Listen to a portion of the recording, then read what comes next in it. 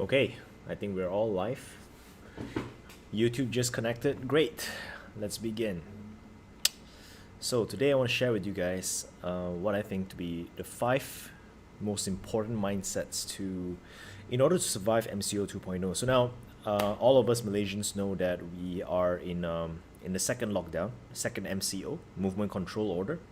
We are basically back to the first lockdown situation, but the only difference is that the first lockdown and now today we have 4 times more starting numbers than we did last year.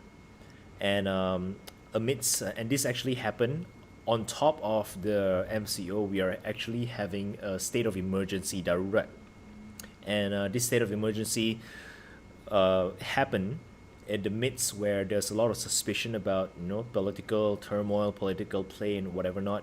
So I am not going to talk a lot about that. But bottom line is, VUCA is here once again. Volatile, unpredictable. What is C?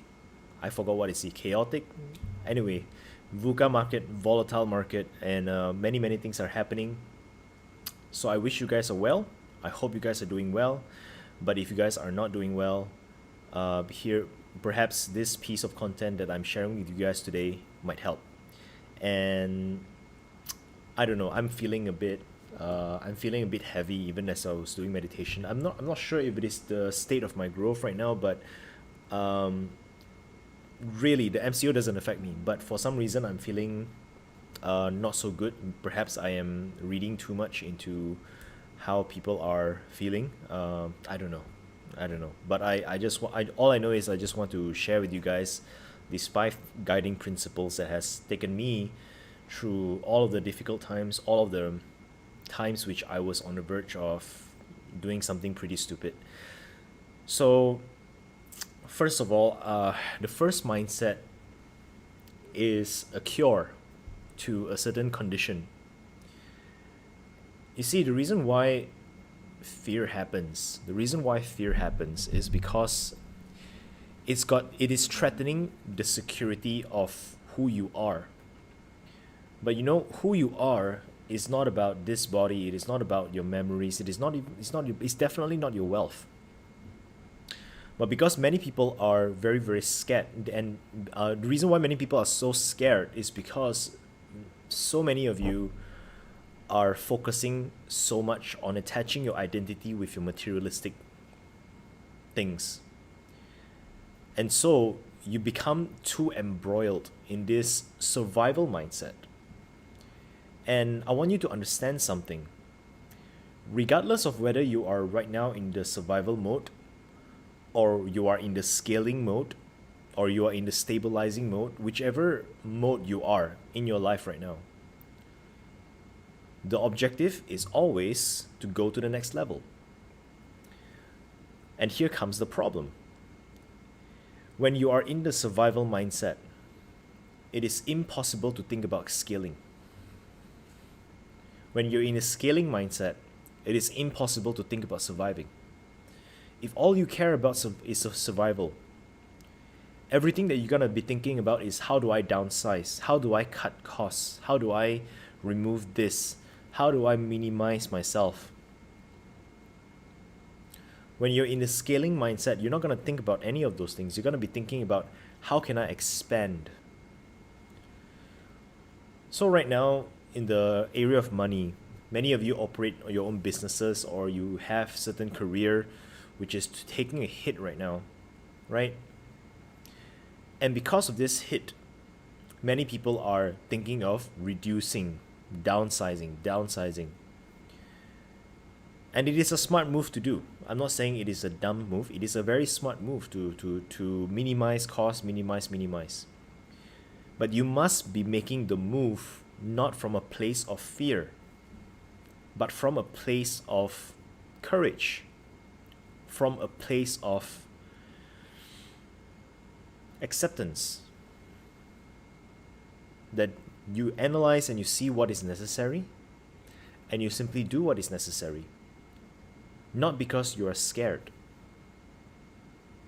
Because when you're making emotional decisions, the likelihood where the decision is the right decision is extremely low.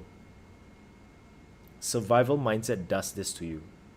When all you can think about is survival mindset, your emotion level is going to be very high. And when you have that high level emotion, one of my mentors said, emotions high, intelligence low. So don't even go into that survival mindset. Think about how can you be leaner, but how can I go to the next level while being leaner? Have that mindset. How can I get myself to the next level while being leaner? How can I have less stuff and more joy?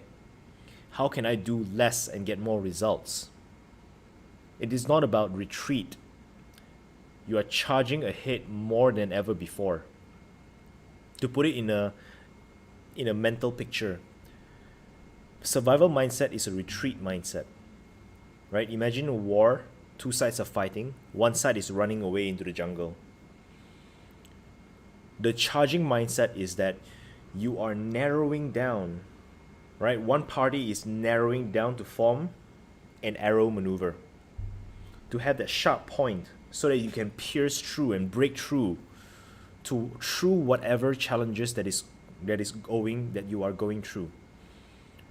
So it's not about survival, it is charging ahead by being leaner, by being smaller, by concentrating your energies and your actions and your time into the most worthwhile of places. It is impossible to think about that if all you're caring about is survival. Don't think about survival. Think about charging ahead. Hi, Steph. Nice to have you here. So don't be too embroiled in survival mindset. Charge ahead. Forge your path. That is the first mindset to have. Regardless of whether your business is doing good, if your business is doing good. Get to the next level. Break through. Become leaner, break through. If your business is not on the next level, if your business is suffering, good. Break through. It does not change what you have to do. The second problem that many people are facing that is causing them to be unable to survive is, what is so high level? I don't understand. The second thing that causing a lot of people to be fearful and emotional is the avoidance of shame and the preservation of pride. See, I've worked in I've volunteered for soup kitchens before, and when I was volunteering for soup kitchen, I've witnessed firsthand how difficult it is for a human being to die in this world. Honestly, it is not easy to die. I literally met people who just 2 hours before the operating time of the soup kitchen was contemplating to throw themselves in front of a car. And then they got hungry. And then they go to the soup kitchen. You see, when a lot of us are thinking about the idea of survival, we must understand what is surviving. Survival of what? Is it really the survival of this life? Or is it the survival of the ego? It's the survival of the ego, isn't it? The whole reason why we are so embroiled in the survival mindset is because we need a certain lifestyle. And at this point, there's some mentors said that, this is a great balancer where the big companies are, losing a lot of money. Smaller companies are shutting down, but also certain smaller companies are rising up very, very fast. Putting all of that aside, why is there such a high emphasis on maintaining lifestyle? Why do people commit suicide? Why? Because, I used to be here, now I'm here.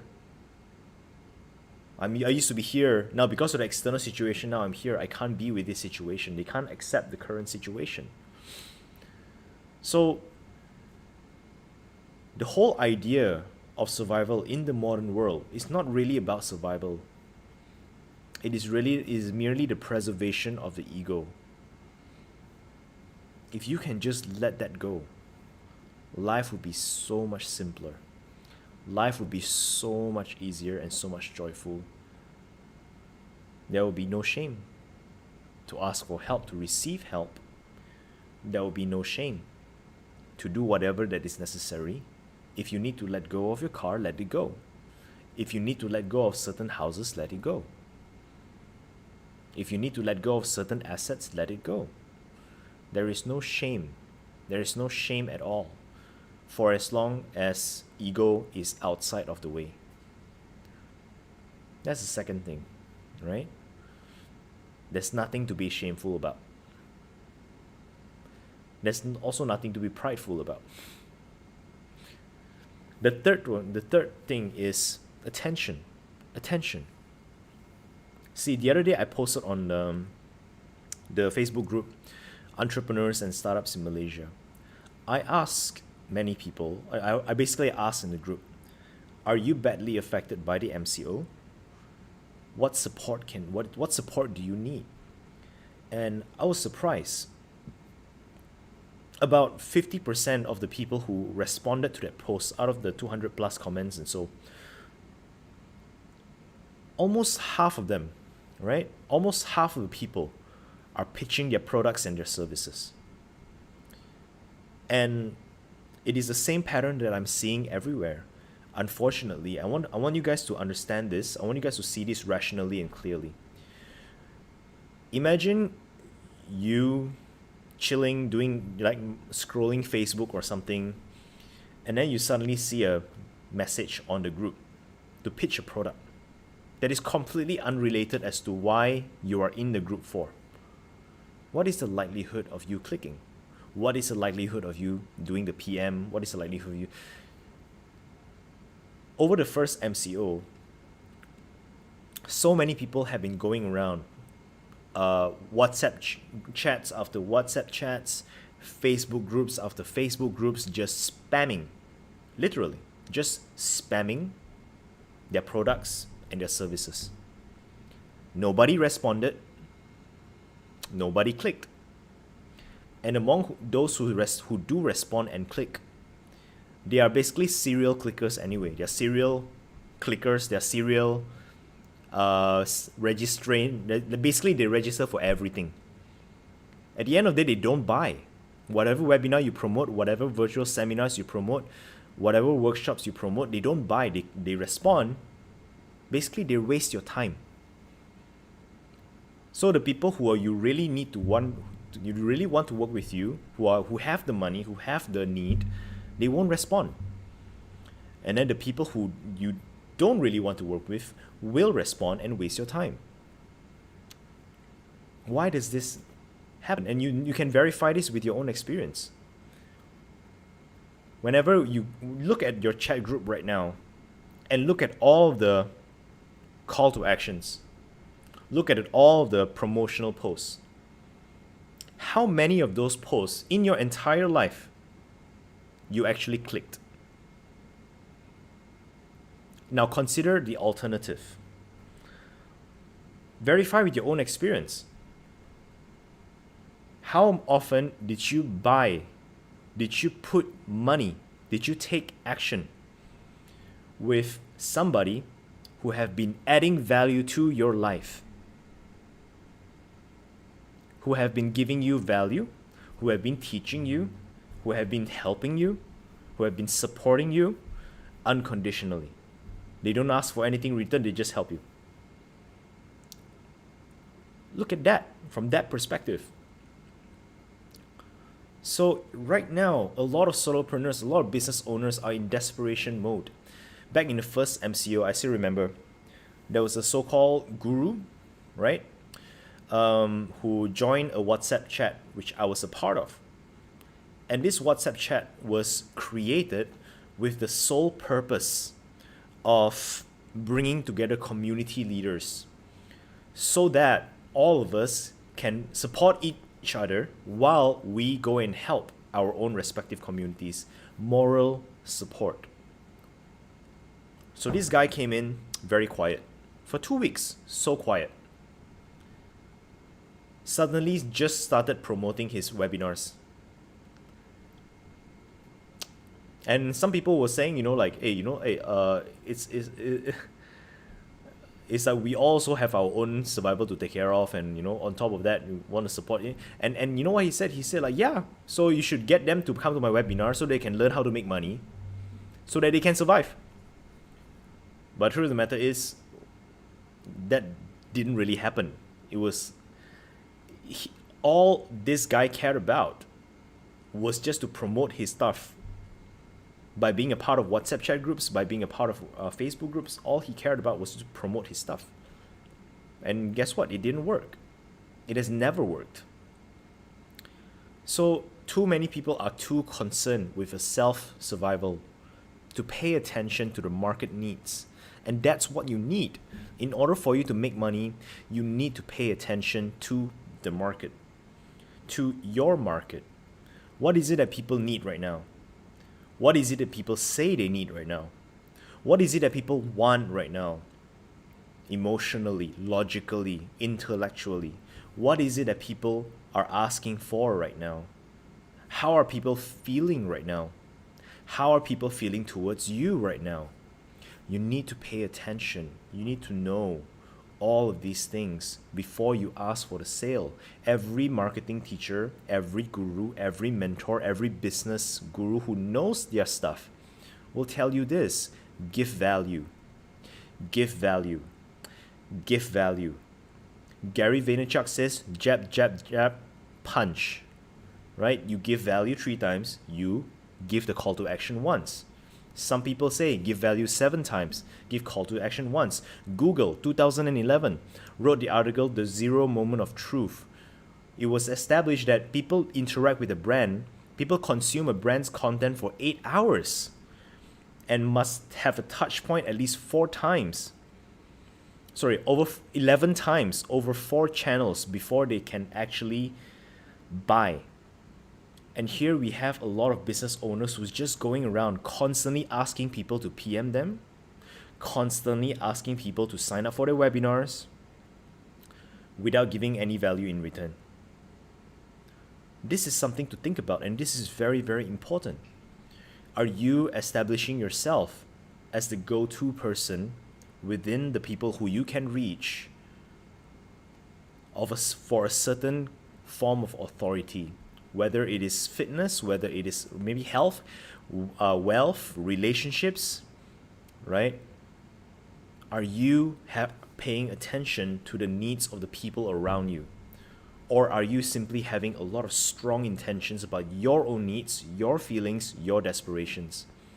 Because if it is the latter, it will be a very short-lived business indeed. By the way, all of the gurus which I observe who have been spamming Facebook groups, WhatsApp groups in the first MCO, I don't see them around anymore. So it is a very important lesson for us to understand and learn. The foundation of any business is in people. People are your business. Relationships are your business. It is not the product, it is not the sale. It goes beyond logical thinking. And for that, you need to have love. Love meaning you love your audience to the point where you can give. When you love something, you don't feel like you're giving anything. When you give something to somebody who you love, you don't feel like you're giving. Because there's no expectation. It doesn't come at a cost to you. As opposed, if you see everybody as just a dollar sign in their forehead, they are going to see you as the person to avoid. Likewise, it's like, like all of you ladies who are listening, if a man sees you only as a whole, as a sex object and nothing else, you would avoid that guy. Likewise, if people see you only as a dollar sign, you are going to avoid those people as well. So anyway, moving on. The third one is to pay attention. Pay attention to your market. Number 4.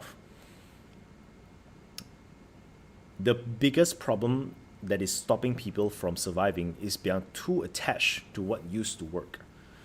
But Felix, I have a family business. I have a family business that has been lasting 3 generations. And it falls on me, the third generation, to make the business work. So I need to make the business work. Okay, I understand the sentiment.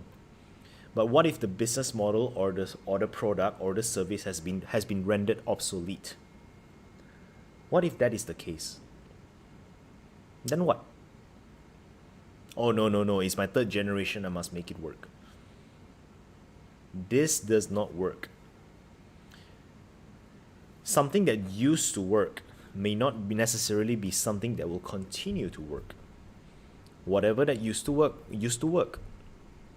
Whatever that is no longer working, no longer works. It's as simple as that. And we must have the courage to see things as they really are, as opposed to through the lens of what we wish it to be. We cannot see things through what we like it to be. The world have no obligation to fit into our logic. Other people have no obligation to fit into our logic. Life has no obligation to fit into our logic. What used to work will have been working, but now if it stops working, you must say that it stops working. You must change. And sometimes in order for you to change, it will incur cost, which is why we talked about number 1. Streamlining down, leaning down so that you can charge ahead. No retreat. Charge ahead. But in order for you to charge ahead, sometimes you gotta lean down in order for you to charge ahead. So sometimes letting go of what used to work in exchange of what will work, what will continue to work, will incur some cost. It may mean losing certain assets. It may mean cutting some people, some partnerships, or even opportunities loose in order for you to grasp a better opportunity. Do it. Analyze, look at the causality of it. Look at the consequences of your choice. Do not make an emotional decision. Make a rational decision. Then, from then onwards, you'll be able to then take the opportunities that will work for you right now. And it is extremely important to take the opportunities to work for you right now. Money did not disappear. Understand, money did not disappear. Money just changed hands. The whole idea of an economy is that money changes hands often. You give me some money for something, I give you the same money for something else, but now this is multiplied by 7.6 billion people across the world. Money did not disappear. In fact, they're printing more money. And the more humans there are, the more money the bigger the value of money. So money will never go away. But what changed this time around is that there was a sudden surge that changed hands from these people, this group of people with money, to this group of people with money. The problem is this group of people you don't know who they are. Actually, you do lah. The people working in Zoom, the people working in Grab, the people working in Shopee, Shopify, Amazon, right? The people working with Facebook, all of the e-commerce companies, all of the SaaS providers, the money has traded hands. You see? So unless, and this brings me back to reason why you cannot be attached to what used to work, because let's say you belong to here, and now money has changed hands to here. Suddenly you find yourself not being able to serve the market that you used to serve no longer wants your service. You must change the market, or you must change the offering. Maybe the current market don't really want what you have, but maybe they have something else that they want. Money didn't go anywhere. It just traded hands. And if money traded hands, you then need to go and find where is the money right now? Where is the money right now? And tap into that. I'm not saying it's easy, but essentially it is simple. It is like that. It is not easy because you need to do your research. You need to pay attention. You need to validate. You need to do your market research. You need to do market validation. And from then onwards, you move. But you cannot do any of that for as long as you're thinking about surviving. It is impossible. Right? So you cannot be too attached to what used to work. You must be charging forward, always charging forward. And finally, the last mindset is the understanding. Is the understanding that the world has no obligation to fit into how we think it should be fitting. Right? And that's a problem. It's like, no, politicians should be behaving this way. If you can't do anything about it, just talking about it is not going to do anything. Right? If you can do something about a situation, please do something about the situation. But if you cannot do something, or if you're unwilling, more importantly, if you're unwilling, if you cannot do something but you are willing to do something, at the very least you can gain the ability. But if you're unwilling to do anything about this existing situation, then why bother complaining about it? Use all of that energies to adapt. Use all of that energies to become flexible, to adapt to the situation. There's no point complaining about things that you are unwilling to solve. So, moving onwards, focus on the things that you can do, and understand that the things that you cannot solve, you cannot change people. The situation has happened. It is happening. It is very important to just be flexible. So that's my fifth mindset. Just accept. Have the courage to accept. Have the courage to see things the way they really are. And when you can see things the way they really are, naturally you will see exactly what to do. You will know exactly what to do, and the results will definitely follow. So I hope that helps. If you have any question, or if you need some guidance, if you need any form of advice, I will do what I can. I will share with you guys what I think. Yes, Carmen, you're saying it right. Carmen says the intention must be right. Then only can we attract the right clients if we see only dollar sign. Yeah, exactly. If this has been helpful for you guys, do let me know. I want to see what I can contribute. If you guys see any friends who need advice, who need some help, then I will see what I can do with that as well. Not financial aid. I am not going to give money because that's the easy way out. By the way, some people actually responded to the post that I posted on Entrepreneur and Startup, actually requesting money. This is a no-no. The reason why I don't want to give money, not that I cannot, I don't want, is because this doesn't do anything. When people are handed money, see, the reason why someone don't have money must be cured before more money can come. Abundance, is it that you have money, then only you can be abundant? Or is it that you are abundant, then only you can have money? It is the latter. You must be abundant, and then you have money.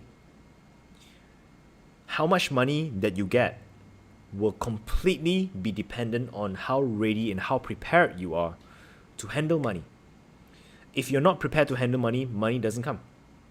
Whatever money that comes will be wasted away.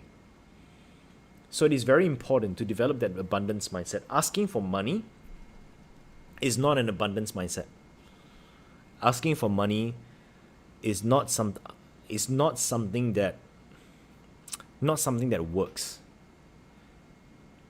But asking to trade, asking to commerce, asking to barter, asking to trade something for another, that is a sign, is one of the signs of abundance. It means that you know how money works. Rather than trying to get help, be the help. Right? Rather than trying to source, be the source. Whatever it is that you guys are lacking in life right now, become the source of it. If you lack money, be the source of money. If you lack love, be the source of love. If you lack attention, pay attention. If you want people to hear you, then hear other people, listen to other people. Become the source of whatever it is that you lack. And finally, abundance does not exist in certainty. In normal times, you can do many things to become certain of your life and of your finances. You can. It is no longer a normal time. Certainty is no longer an option. So in this situation, you need to be you are forced to become abundant.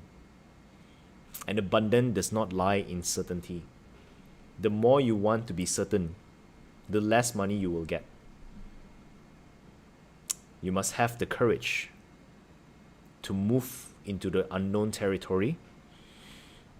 You must have the courage to do what is necessary. You must have the courage. You must have the courage to move. Right now, sitting around listening to more webinars isn't going to do a damn thing. It is the results, it is the action that you take that will do most things for you. So with that being said, that's all for today's live. Feel free to reach out by DM, comment, or whatever if you need some help. I will see what I can do. But in the meantime, I'm talking enough. I will see you guys tomorrow at same time, 6:45. Until then, I hope you stay safe, stay healthy, stay true to yourself, stay true to your goals. I'll see you guys very soon.